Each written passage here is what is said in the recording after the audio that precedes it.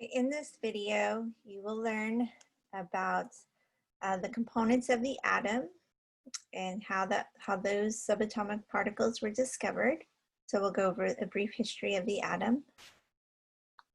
And then you'll learn about isotopes and ions. Okay, so for the brief history of the atom, it starts way back in 5th century BC with a philosopher named Democritus. And he believed that everything in the universe was made up of tiny, indestructible particles that he called atoms, or for atomos, that which cannot be divided. So he thought of, you cut something in half and you keep chopping it smaller and smaller by half, you'll get to the point where you can't cut it in half anymore. Okay, so Democritus came up with the word atom long time ago. But other philosophers like Aristotle at that time, right, supported the four-element theory, that everything in the universe was made up of fire, air, water, or earth. And depending upon what object you had, like a rock, well, that would be made up of more earth particles. Or if you had something living, that would be more like fire and water particles. Okay, so many people believed Aristotle, right, and those that supported the four-element theory. So Democritus and atoms were forgotten for a long time.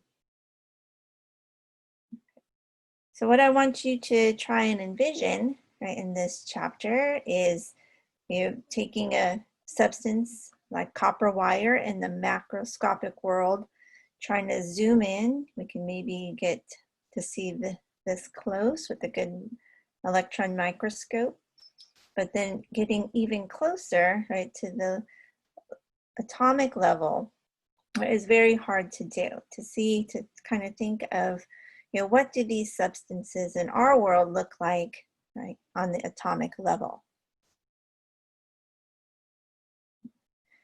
So what was the evidence for atoms so long ago? So now we're in the 1700s.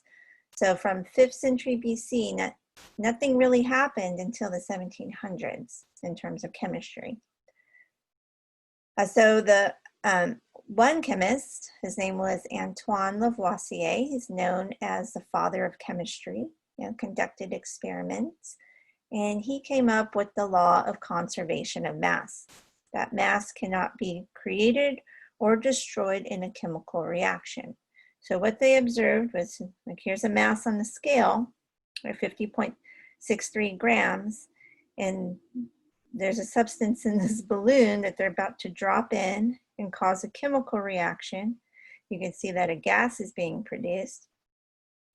But as the reaction progresses, nothing is happening to the mass, right? Atoms are just changing partners and forming new substances, but the mass itself is being conserved. Okay, so that was Antoine Lavoisier in 1787, proposed the law of conservation of mass. So looking at a chemical equation, okay, so this is exactly why we have to balance chemical equations, because the mass on one side, the atoms, right, have to be the same atom after the chemical reaction. So before we had hydrogen gas molecules, so here's a hydrogen molecule, oxygen molecule. When the reaction occurred to produce two water molecules, here's a water molecule and the second water molecule. The 4 hydrogen atoms appear on each side, 2 oxygen atoms on each side, because mass cannot be created or destroyed. It's just switching partners, but the atoms stay the same. Okay. Another scientist, his name was Joseph Proust, in the early 1800s, came up with the law of definite proportions, that compounds always had the same relative amounts of elements. So like water always has 2 parts hydrogen to 1 part oxygen, no matter if you had just 1 water molecule or 2, right? It would always be in a ratio of 2 to 1, right? 4 to 2 is still 2 to 1. And so that ratio is always the same within, right, a compound. So some other examples, right, you might know, like carbon dioxide. For every 1 carbon, there's 2 oxygens. It's 1 to 2 would be the ratio. Okay, and in 1808, John Dalton came up with the atomic theory. Okay, so at this point, we know in the early 1800s that number 1, right, all matter is composed of small indivisible particles called atoms. So he used the word atoms, right, in honor of Democritus. Number 2, all atoms of a given element are identical in both mass and in chemical properties.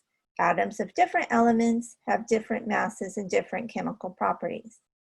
Okay, so what that means is if you have atoms of gold, right, they're all identical. All gold atoms are the same, and they will have the same chemical properties. But they are different than atoms of silver because atoms of silver have their own mass and chemical properties. Number 3, atoms are not created or destroyed in chemical reactions. And so that's what we learned from Antoine Lavoisier, right? That mass was conserved. And in number 4, atoms combine in simple fixed whole number ratios. Okay, and that was from Joseph Proust in the Law of Definite Proportions.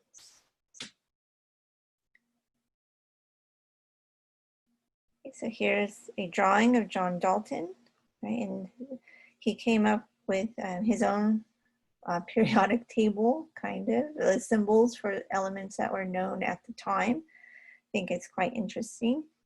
You can see here some of these names didn't change at all, like carbon, hydrogen.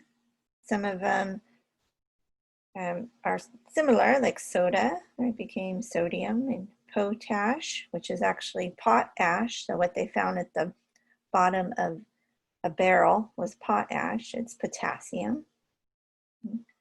And some old elements like iron, zinc, copper, lead, silver, and gold, they all kept their names. Okay, so proof of atoms. So now we do have the ability to see, maybe just the outside of an atom. This is a scanning tunneling microscope image of gold. So what you're seeing is just the outside of individual gold atoms. And so we still are not able to look inside an atom, but we can see the outside of an atom. Okay, so the structure of the atom, how does the composition of different atoms differ? So what makes gold different than silver? Okay, so this is now going into the discovery of the subatomic particles. So the atom is made up of smaller particles. So J.J. Thomson, right, in 1897, right, he's a British scientist at Cambridge. He discovers the electron, okay, with a cathode ray tube. So a cathode ray tube is what TVs used to have, right? So that's why you might have heard of a television called the tube, like in old shows, because they did have cathode ray tubes. Okay, so this is a picture of J.J. Thomson and his cathode ray tube. Let's look at a better drawing. Okay. So in this tube, you have gas particles, and it is hooked up to an electrical power source. And so when they turn on the electricity, there is a beam of particles that shoots through the gas that's inside the tube. And that is known as the cathode ray. And for televisions, that beam would strike a phosphor screen and change colors on the TV. Okay. So this beam was made up of particles that were smaller than the atoms, right, that's in the gas, and they were able to be controlled by a positive plate. So wherever you put a positive plate, the beam of particles would be attracted toward it. So he determined that these small particles are negatively charged because they are attracted to the positive plate. And no matter what gas they put into the cathode rays, they saw these same small particles. And you'll learn in your upper level chemistry how the mass and the charge of the electron was determined. But J.J. Thomson is given credit for discovering the electron. Okay, so they know the electron is smaller than an atom, and it's part of all atoms, right? And it's negatively charged. So it's J.J. Thomson who came up with the plum pudding model of the atom. And plum pudding is a British dessert. And so it's, if you think of like raisin bread, right? And so he's saying the electrons are like the raisins, right? They're these negatively charged particles in some positive stuff. They don't know what it is yet, but they do know that something positive must be holding the negative charges together. Okay, so a sphere of positive stuff like the bread. Okay, so think of raisins that are electrons in the bread, and that is the plum pudding model. Okay, oops, I'm gonna turn off the nuclear atom. Okay, so the next scientist is Ernest Rutherford, right, in 1907. He discovers the nucleus, okay, by using the gold foil experiment. So what he did here is he had a very thin slice of gold foil, and using the scientific method, he thought, well, I'm trying to figure out what the atom is composed of. And if J.J. Thomson is correct, that if I fire these radioactive particles called alpha particles at the atoms of gold, okay, that the alpha particles should go right through, right, and strike the phosphor screen. So this detects where the alpha particles hit. They should all go right through, okay, the gold atoms. So that was his hypothesis. And so looking at, oops, sorry, we'll skip that for a second. So his hypothesis was that if I shine these alpha particles through a very thin sheet of gold foil, these are gold atoms with the electrons there, the plum pudding model, that they should go through and strike the phosphor screen. Okay. But what he saw was not only did it strike here, most of them did, but others were deflected, right, at very large angles.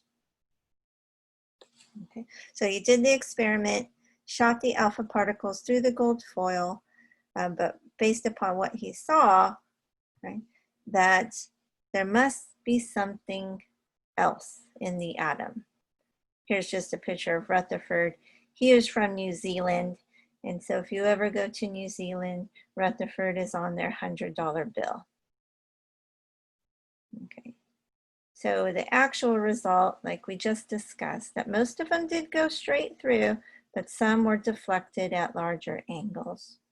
Okay, so he concluded that there must be, right, something that is maybe repelling the alpha particles. Oh, and I forgot to mention, the alpha particles are positively charged. So if they're repelling the alpha particles, they could be positive, right, themselves. Right? And, or maybe there's something slightly larger, right, that is able to bounce these alpha particles back. So he came up with the idea of the nucleus. So the nucleus, right, is in the center of the atom that contains the positive, right, particles they were looking for, and perhaps larger, right, than the alpha particle itself, so it's able to, when it strikes it, bounce it back off. Okay. So a couple main conclusions from his experiment, that there are positively charged particles concentrated right in the center of the atom, and also that the atom, though, is mostly empty space, that most of the alpha particles are able to come through, so most of it is empty space. So the discovery of the proton, which is the positive particle, was given credit to Rutherford also. And you'll learn about the discovery of the neutron, right, in your upper level chemistry courses. So the protons and the neutrons are in the center, and the electrons are on the outside of the atom. Okay, so let's go and take a closer look at your subatomic particles. Okay, so the atoms family here. All right, so we have electrons, we have protons, and neutrons. The electrons are negatively charged. Right? They're very small though. Right? They're 1,840th the size of a proton or a neutron. An AMU is an atomic mass unit, which is defined as 1/12 the mass of carbon-12 atom. Here's its mass in grams. Okay, very, very tiny. Okay. Protons, we use P plus here. It's a positive, carries a positive charge, equal in magnitude but opposite, right, of the electron. It is 1 AMU, so much larger than the electron, and its mass in grams, right, it also reflects. You can see this is -28, this is -24 grams, right, so much larger. And the neutron carries no charge and not, it is the same size though, same mass as the proton. Okay. So it is these two, remember, that are found in the nucleus in the center. Okay. And they make up most of the mass of the atom. They're more massive than the electrons that are on the outside of the nucleus.